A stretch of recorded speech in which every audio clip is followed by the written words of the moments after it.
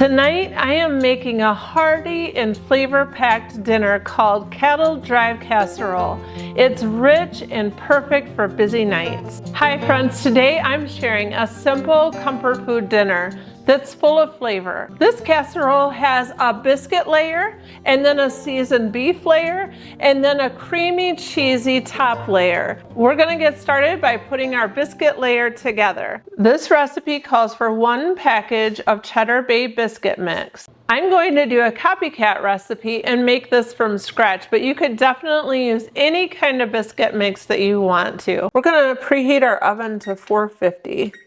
So we'll start out with 2 cups of all-purpose flour, 1 tablespoon of sugar, 1 tablespoon of baking powder, 2 teaspoons of garlic powder, a half a teaspoon of salt, a 1/4 teaspoon of cayenne pepper. A fun fact about this cayenne pepper is it was some cayenne peppers I grew and then I freeze-dried and powdered them. We're going to mix all these dry ingredients together, and then it calls for 1 cup of buttermilk. If you don't have buttermilk, you could just put 1 tablespoon of any type of acid like vinegar or lemon juice in it to make your own buttermilk. I never have buttermilk on hand, so I always make mine. And then you need a half a cup of melted butter, and we're going to pour these together and pre-mix them before we put them in with the rest of the dough.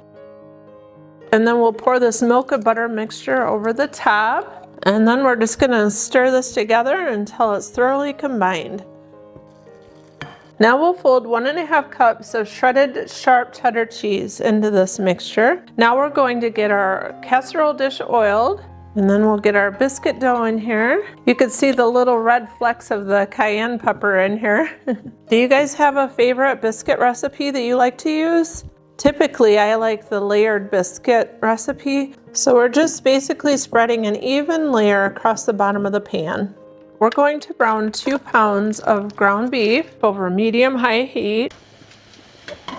While our hamburger's frying, we'll chop up a half a cup of poblano chili peppers.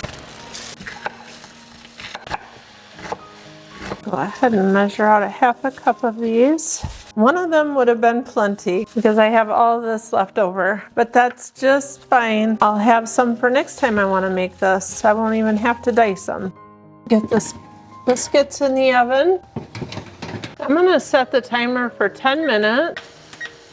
It takes about 10 to 12 minutes, but we'll want to watch to see when it gets just starting to turn brown. Our hamburger's starting to get brown. I want to break this up pretty fine. Now that the hamburger is basically brown, I'm going to add my onions. It calls for a half a cup of diced onions. I'm using some freeze-dried onions that I already had diced. And then we're going to put our half a cup of poblano peppers in here. Before you put your peppers and onions in, you would normally drain your hamburger. I use a very lean hamburger, so there's never any grease left over. In fact, I'm going to spray some avocado oil in here. The recipe does call for a tablespoon of olive oil to be put in the pan before the hamburger. I don't know if you've ever used one of these, but it's been a game changer for me. I've tried so many different oil sprayers in the past. It's not like this one's perfect for spraying out, but at least it doesn't get clogged up like so many of them do. And the nice thing is it has this little flip top thing here, and then you can pour it out the top. So I really like that. I'll see if I can find a link for this to put down below. We're just gonna brown this long enough to get the onions kind of translucent. They'll continue to cook when they're in the oven. It calls for 1 packet of taco seasoning, and you could definitely just use that. I have a homemade spice mix here, and so I'm going to use that. And for the equivalent of a package, it's 3 tablespoons of the homemade spice mix, and I'll link the recipe down below. It also calls for 3/4 teaspoon of salt. I'm just going to guess. Okay, we'll just let this hamburger set here while we mix up our other ingredients. All right, the timer went off for our biscuits. Looks like it could use a couple more minutes to get it lightly brown. Well, that looks brown enough. So I'll set this out and we'll quickly get our creamy mixture mixed up. So the recipe calls for pepper jack, and I need to get it shredded. I have this old-fashioned Presto salad shooter. I love it for little jobs like this. I use my food processor when I have bigger jobs.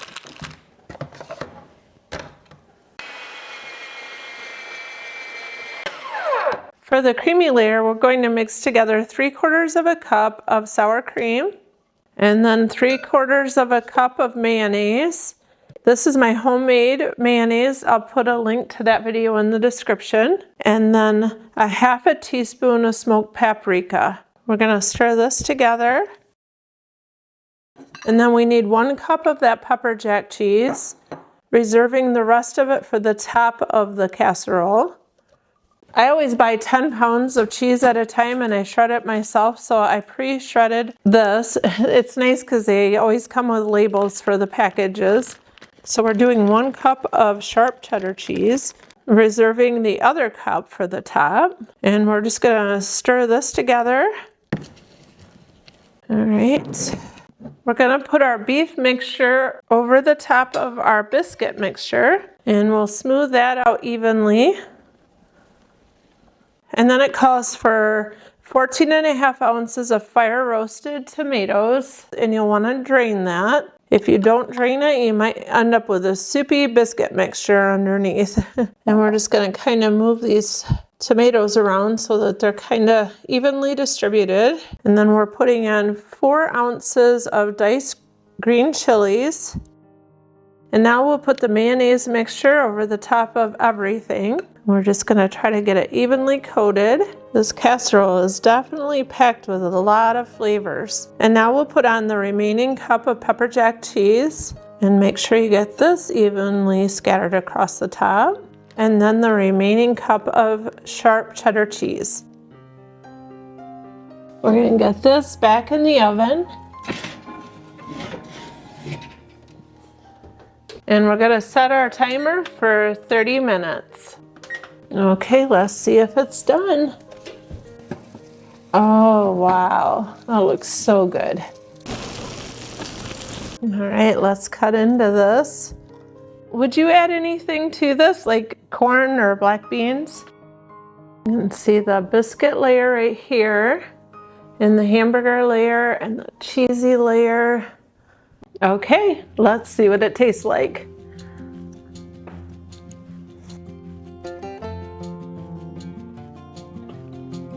The first word I think of is flavor. This has so much flavor. It is so good. This will be going into our regular rotation of meals because it's that good. This is one of them hearty meals that really satisfies. And if you decide to give it a try, would you post a comment below just so that we can all hear what your thoughts are on it? I always love to hear from you all. If you enjoy content like this, I would love it if you'd subscribe so that you could join me here again next time. I hope that you're all finding joy in your journey and having a blessed day. Bye for now.